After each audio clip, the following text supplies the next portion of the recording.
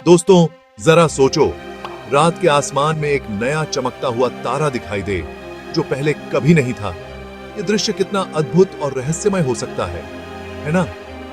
यह है नोवा का जादू, एक ऐसा खगोलीय नजारा जो सदियों से इंसानों को अपनी तरफ खींचता रहा है। नोवा का मतलब है नया, लेकिन इसका अर्थ कुछ और ही है।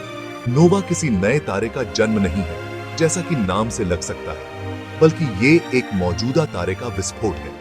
ये विस्फोट एक व्हाइट ड्वार्फ स्टार से ऊर्जा का एक जबरदस्त विस्फोट है, जो तब होता है जब ये अपने साथी तारे के साथ इंटरैक्ट करता है। जब व्हाइट ड्वार्फ अपने साथी तारे से सामग्री खींचता है, तो यह प्रक्रिया शुरू होती है। ये तारकीय विस्फोट हालांकि बहुत शक्तिशाली होते हैं, लेकिन अपने सुपरनोवा समकक्षों जितने विनाशकारी नहीं होते हैं। सुपरनोवा की तुलना में नोवा कम विनाशकारी होते हैं, लेकिन फिर भी बहुत चमकीले होते हैं। हालांकि ये ज्यादातर दूसरे तारकीय घटनाओं की तुलना में काफी ज्यादा चमकीले होते हैं और इन्हें पृथ्वी से नंगी आंखों से देखा जा सकता है, जो उन्हें खगोलविदों और आसमान को निहारने वालों दोनों के लिए ही आकर्षण का विषय बनाता है। खगोलविद अपने टेलीस्कोप्स के माध्यम से इन घटनाओं का अध्ययन करते हैं और नई जानकारियां प्राप्त करते हैं। ब्रह्मांड के विशाल विस्तार में नोवा हमें सितारों के आकर्षक जीवन चक्र की एक झलक प्रदान करते हैं और उन प्रक्रियाओं में बहुमूल्य अंतर्दृष्टि प्रदान करते हैं जो हमारे ब्रह्मांड को आकार देती हैं। नोवा की घटनाएं हमें यह समझने में मदद करती हैं कि सितारे कैसे बनते हैं, विकसित होते हैं और अंततः अपने जीवन का समापन करते हैं। नोवा के नजारे को समझने के लिए हमें पहले सितारों के जीवन और मृत्यु के बारे में जानना होगा। सितारों का जीवन चक्र बहुत ही रोचक और जटिल होता है। हमारे सूर्य की तरह तारे भी गर्म गैस के विशाल गोले होते हैं, मुख्य रूप से हाइड्रोजन और हीलियम, जो अपने ही गुरुत्वाकर्षण बल से बंधे होते हैं। ये तारे अपने जीवन के दौरान कई चरणों से गुजरते हैं। अपने केंद्र में गहराई से तारे हाइड्रोजन परमाणुओं को हीलियम में बदलते हैं। इस प्रक्रिया में भारी मात्रा में ऊर्जा छोड़ते हैं। यह ऊर्जा तारे को चमकदार बनाती है और उसे स्थिर रखती है। यही परमाणु संलयन सितारों को इतना चमकदार बनाता है। यह प्रक्रिया तारे के जीवन का मुख्य स्रोत होती है। हालांकि यह प्रक्रिया हमेशा के लिए जारी नहीं रह सकती।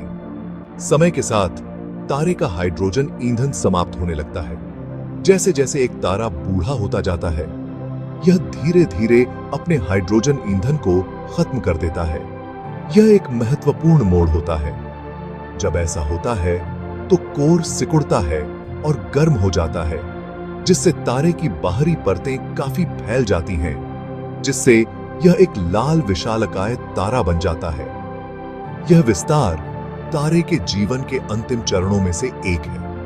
आखिरकार लाल विशालकाय की बाहरी परतों को अंतरिक्ष में निष्कासित कर दिया जाता है, जिससे एक घना गर्म कोर पीछे रह जाता है, जिसे सफेद बौना व्हाइट ड्वार्फ कहा जाता है।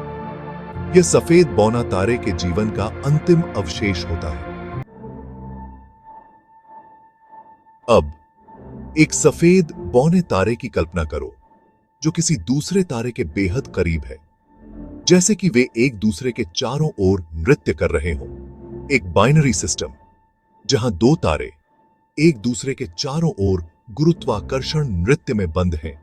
एक दूसरे के गुरुत्वाकर्षण बल से बंधे हुए नोवा के निर्माण के लिए यह निकटता महत्वपूर्ण है, क्योंकि यह निकटता ही ऊर्जा के इस अद्भुत प्रदर्शन को संभव बनाती है। सफेद बौना अपने तीव्र गुरुत्वाकर्षण बल के साथ अपने साथी तारे से हाइड्रोजन गैस को खींचना शुरू कर देता है, जैसे कोई चुंबक धातु के टुकड़ों को खींचता है। यह चोरी हुई गैस सफेद बौने के चारों ओर पदार्थ की एक घूमती हुई डिस्क, एक अभिवृद्ध डिस्क बनाती है, जो समय के साथ और भी घनी होती जाती है।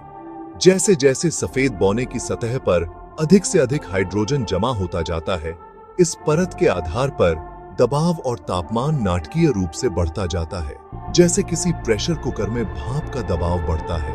यह एक अनियंत्रित थर्मोन्यूक्लियर प्रतिक्रिया को ट्रिगर करता है, जो एक विशाल विस्फोट का कारण बनता है, जो सितारों को शक्ति प्रदान करने वाली संलयन प्रक्रिया के समान है।